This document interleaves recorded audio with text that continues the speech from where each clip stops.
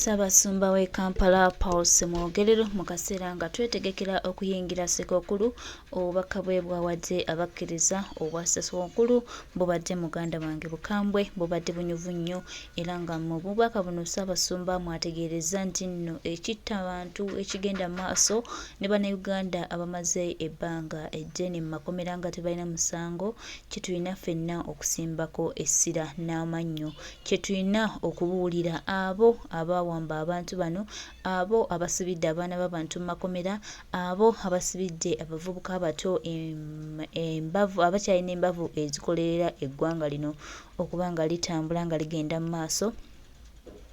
Ssabasumba w'e Kampala agambye nti betulina okuwongayo eri Omukama. Banange ebigambo bya Ssabasumba bibadde byekawufu ng'awa obubaka bwe obwa Ssekukkulu. Mu bino nno ebigambo bya Ssabasumba ffenna tumanyi bulungi gwabadde abisindikira, oyo atwala Bannayuganda era oyo ali mu kutta Bannayuganda. Tukimanyi bulungi nti ono ye ewatali kutta tabeerawo, abeera kutta Bannayuganda, abeera kutulugunya era abeera mu kusaanyaawo. Naye Ssabasumba ebigambo abyogedde, buli kimu amaze okuba nga akikola era tugamba nti kakati nno bino bye bikulu bye tulina okutunuulira n'okugoberera okulaba nga tutereeza eggwanga lino. Omanyi tuyinza okutwala ebintu bino ng'atabiraba naye nga Museveni obubaka buno abuwulira, era twebaza nnyo mukadde waffe ono mu ddiini okuvaayo n'abaako ettaffaali ly'ayogera, n'abaako ekyenjawulo ky'agattako, n'abaako emitima gy'abantu gy'akyusizza, kubanga bwe tufuna abantu nga bano ne babaako obubaka bwe bawa Museveni ne Museveni atya, temulowooza nti Museveni Katonda ye tajja kutya biki biba byogerwa. Ssabasumba ebigambo abyogedde, buli kimu akikoze, agambye batte Bannayuganda bonna abawambibwa, batte abaana abali mu makomera, ba Olivia Lutalo bamaze emyaka 3 nga nino Ssekukkulu bagenda giriira mu kkomera nga munnange tebalina musango, wabula okuvaayo ne bajja offeesi zaabwe ne balaga nti kino kye twagala ekyo tekiwambya muntu. So baganda bange bwe bubaka Ssabasumba bwaweereza. Kankuwe Ssabasumba w'e Kampala ate ng'ebigambo abyogera. Nga tutandika obudde bwa Ssekukkulu n'essanyu okugabana nammwe obubaka obw'essuubi, okusaasira n'obumu obweyolekera mu mwoyo omutuufu ogw'ekiseera kino eky'ennaku enkulu. Okwebuulira kwange nkwesigamiza ku miramwa 8 ffenna kwe tuyinza okugabana nga tukuza amazaalibwa ga Mukama waffe Yesu Kristo. Ekisooka ekirabo ekyokwagala. Omusingi gwennyini ogwa Ssekukkulu guli mu kirabo eky'obwakabaka eky'obwakatonda ekyokwagala. Evangiri mu Yowaana omutwe ogwokusatu akanyera 16 eraga bulungi endowooza eno.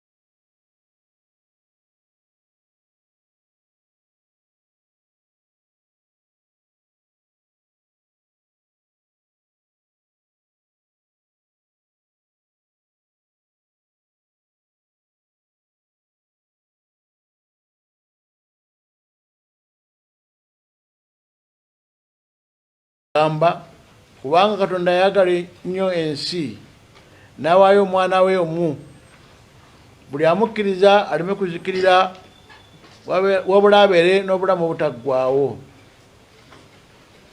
Awo nno tukoppe okwagala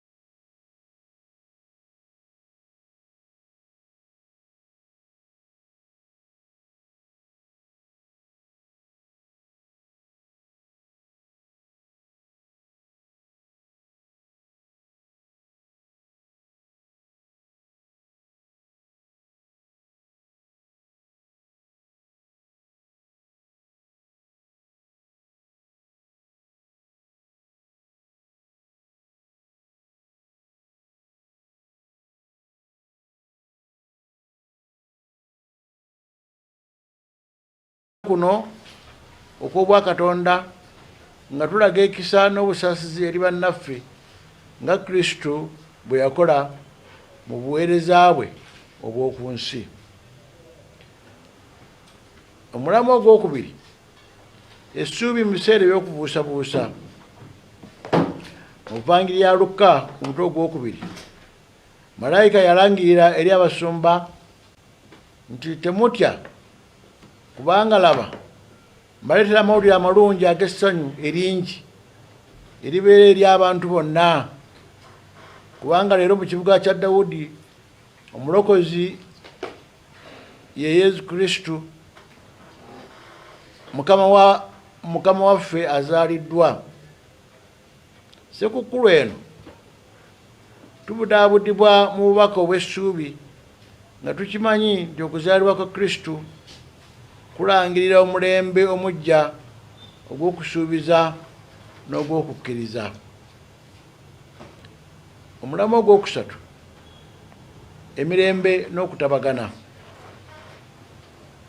Evangiri ya Matayo omutwe ogwokutaano egamba nti balina omukisa abakolerera emirembe, kubanga baliyitibwa baana ba Katonda. Nga tujaguza okuzaalibwa okw'omulangira w'emirembe, katufube nnyo okugoberera emirembe n'okutabagana mu maka gaffe, mu bitundu byaffe gye tubeera ne mu Uganda yonna. Tusabe Mukama atufuule emikutu egy'eddembe nga tutambulira mu Vangiri ye.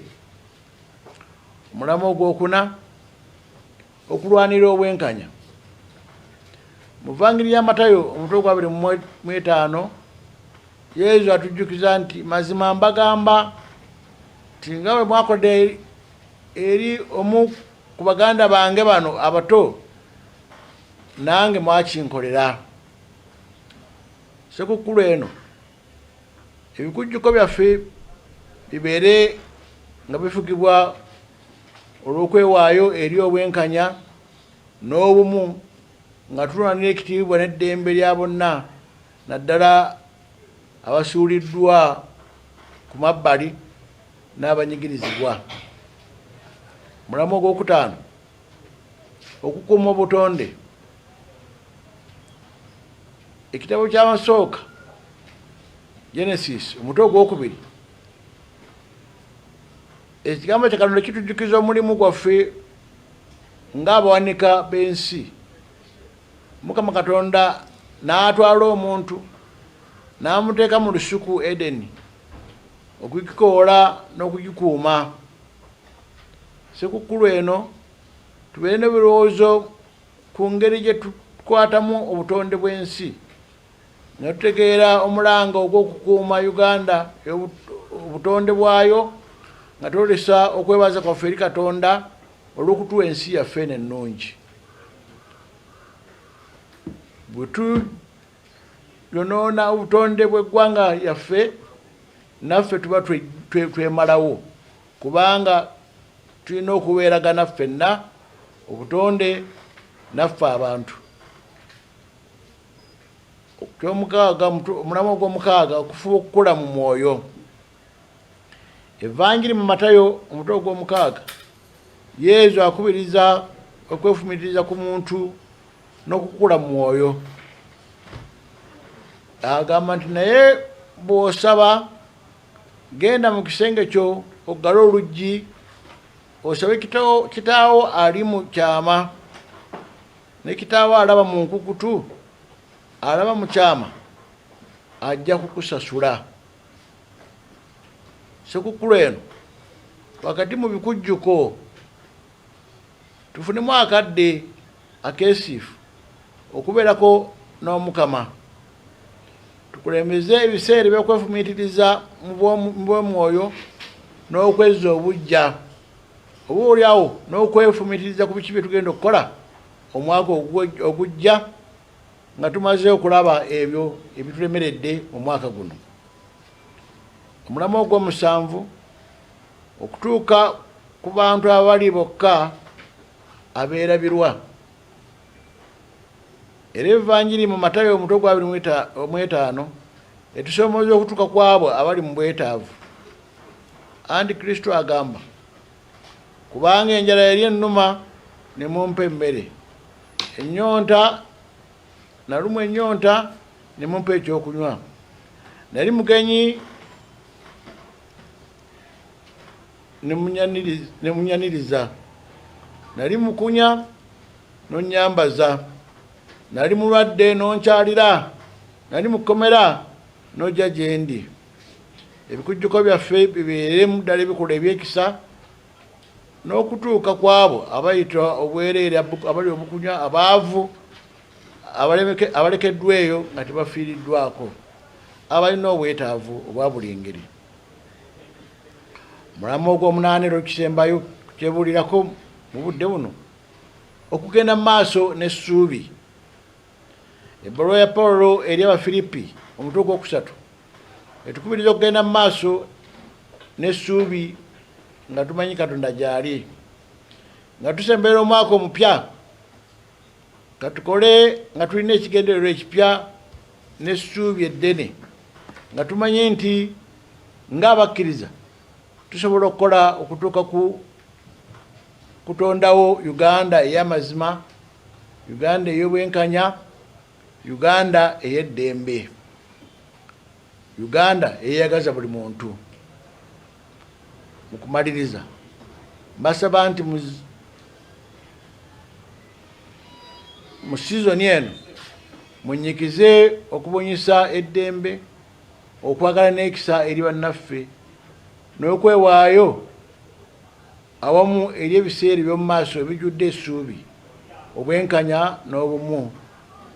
Sekukkulu eno n'omwaka omujja kabeere ekiseera kya kwefumiitiriza nnyo okunyweza enkolagana n'okwewaayo tusobole okuzimba ensi eraga Kristo ekitangaala ky'ensi. Omukama bampeere omukisa, mbagaliza amazaalibwa amalungi n'omwaka omujja ogw'eddembe.